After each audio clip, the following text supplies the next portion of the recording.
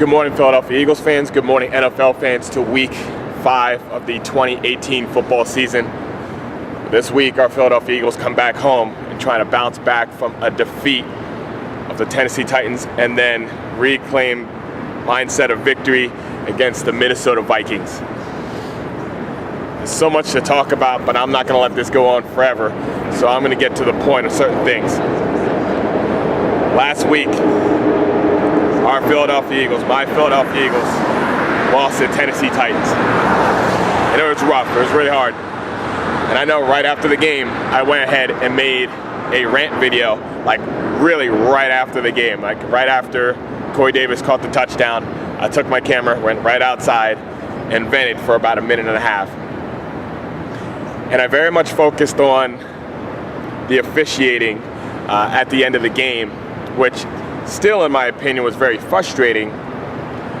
But as has been pointed out by good Titans fans, especially, I believe the name is Cole Pratt, pointed out that we had multiple opportunities to win the game, as well as the Titans overcame fourth and whatever multiple times at the end and overcame no matter what happened because of it and ended up pulling out the victory.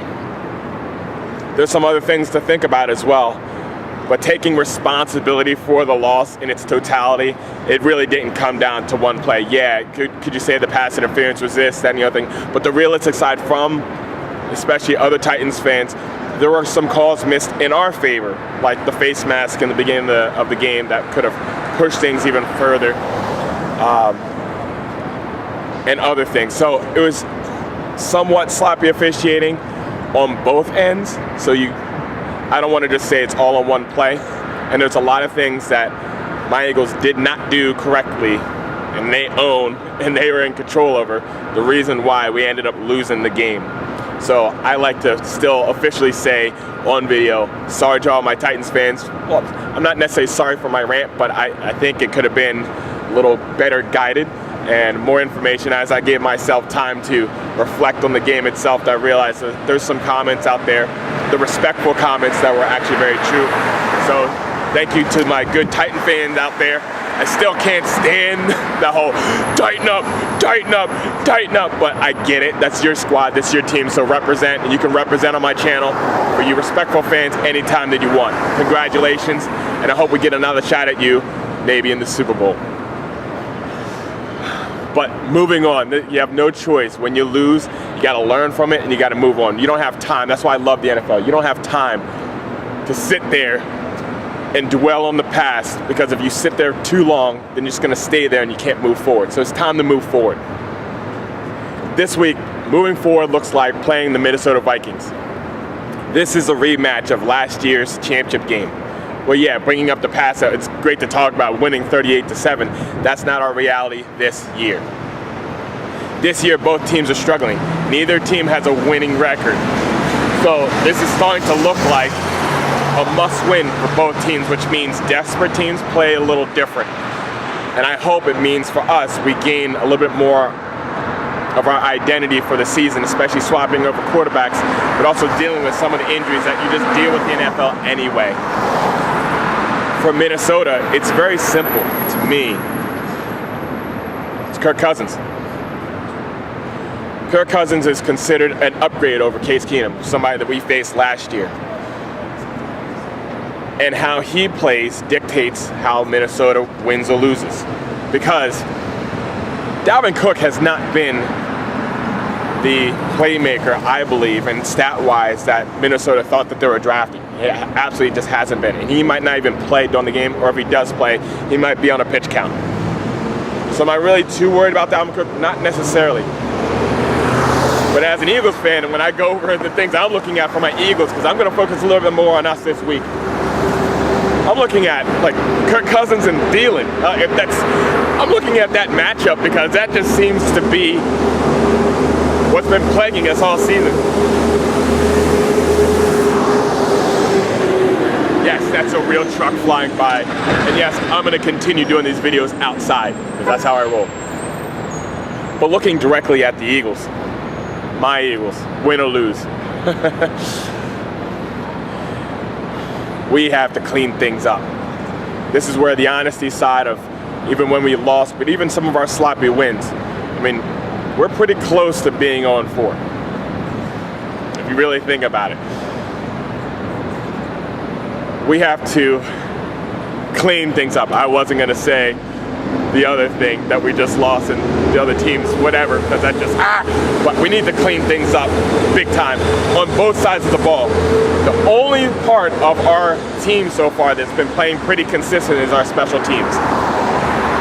We had a good run back last week by Carter that allowed us even the opportunity to tie it up and to go into overtime.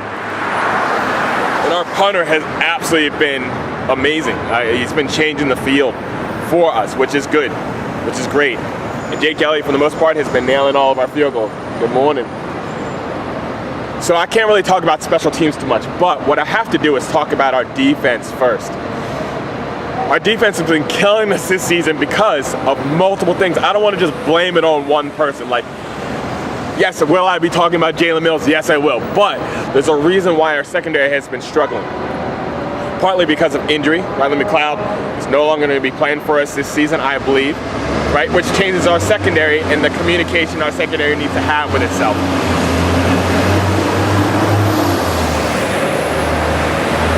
Bringing back Graham, yes, that's good, but as we saw with the 4th and 15 conversion, the communication wasn't there for us to stop that play. We stopped that play. Forget about flags and stuff. There was no flags called on that play. We stopped that play. The game is over. We win. But instead, we allowed for a receiver to sit comfortably 17 yards down the field and convert a crucial 4th down play because Graham was out of position, was not guarding the way he was supposed to. That's our issue. That's our deal. That's something that we need to clean up. Yes, I will talk about Jalen Mills. Jalen Mills is playing so far off the ball, it drives me nuts. Like, I don't get it. Like, every single week, it looks like we take their top wide receiver and Jalen Mills lines up like this. Hey, I'm ready. I'm ready to go. This guy is lining up like 10 yards, 15 yards off the ball and just letting the guy run free over and over and over again.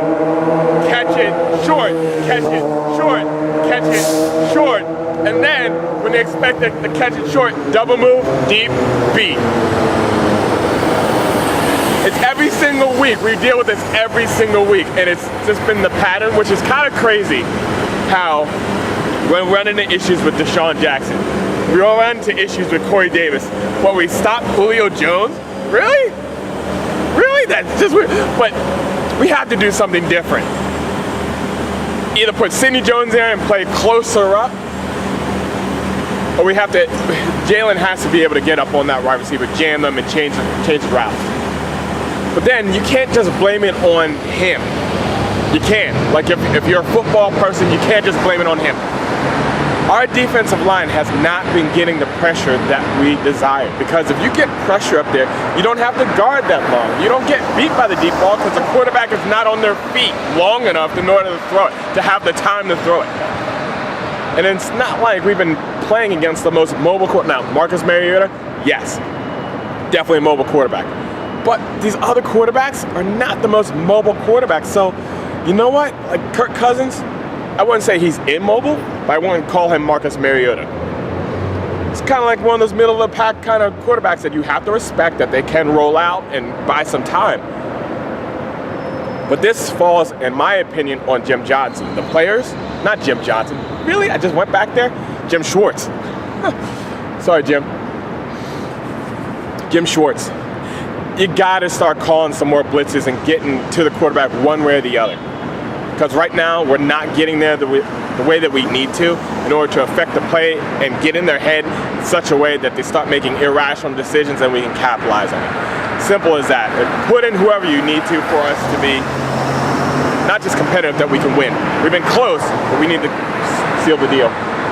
But then on the offensive side of the ball, I know we're trying to come back from Carson Wentz being injured, and it looks like he's doing a whole lot better.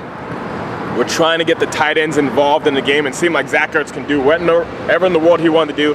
Welcome back, Alshon Jeffrey had a lot of big catches, and even Jordan Matthews had a big touchdown catch, and it looked like we were going to start streaking and start getting hot. We were up, I believe, at the time, 17-3. But one of the big issues that I see, is not necessarily our offensive line, because it's actually pretty good, but with our injuries at running back, we're having our running back issues blocking, which then hasn't been giving Carson Wentz as much time, and then it makes it so we can't capitalize on those deeper plays. And last but not least, our aggressiveness. The last thing pointed out by the Titans fans and some of our Eagles fans, Lenny, I appreciate you. Every time that you comment, I appreciate that. We just didn't do it. We just weren't aggressive. Like, if you think about what we did last year and going for it either on fourth down or when it was our opportunity to score a touchdown instead of a field goal, at the end of the game, we're in the red zone and we settled for a field goal. We played for the tie. In overtime, we settled for the field goal. We went for the just good enough, and it turned out not to be good enough. We have to get back to that mentality of last year. We're here to win no matter what. You know what? And we're going to go down swinging. We can't play safe. That's not how we won. That's not our identity. That's not who we are. So this week against Minnesota, and hopefully it's a must-win in our mind, we got to play aggressive once again. We got to play Eagle football, championship football, win no matter what football, and play well here at home and beat the Minnesota Vikings.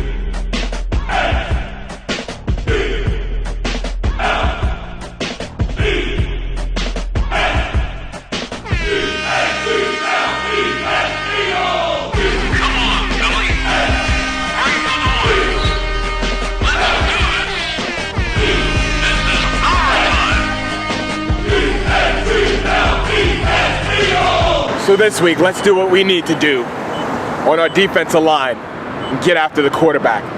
Let's play up, bump and run defense from our corners and get in the face of their top wide receiver, Holly Thielen.